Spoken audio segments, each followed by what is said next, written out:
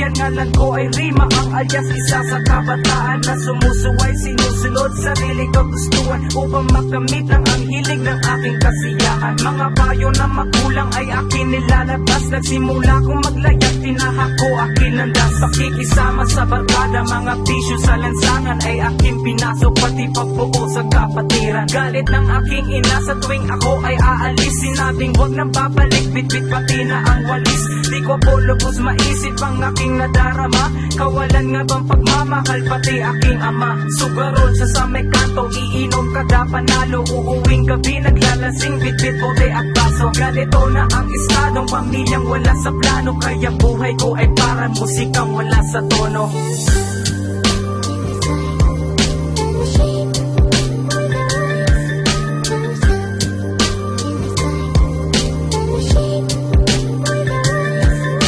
Yung bata lumaking walang suporta ni ama, naging sutin sa bawat utos sa kawawa kong ina. Walang suporta ni ama, kaya nakaganto ang buhay, naging siga ng daan. Kabarkada ko ang patunay, ganito ang naging buhay dahil sa iyo aking ama. At sa tuwing ipapatawag ang magulang sa eskwela, wala akong amang maiharap sa kanila, kaya laging binubulong sa sarili. Ama, nasan ka ba? Bakit iniwan mo akong nag-iisa? Ngayon ako'y ama na din, kaya ako nagsusumikap dahil ayoko mawala ng ama aking anak. Pero mukhang huli na yata ang lahat, dahil ako'y tuluyan ng iniwan ng aking mag-ina. Pero patuloy pa rin ang takbo ng aking buhay, at di ako nagpatinag sa mga problemang dumaan. Salamat sa itaas, ikaw aking gabay, sa aking paglalakbay natagpuan ko ang tunay ko na daan.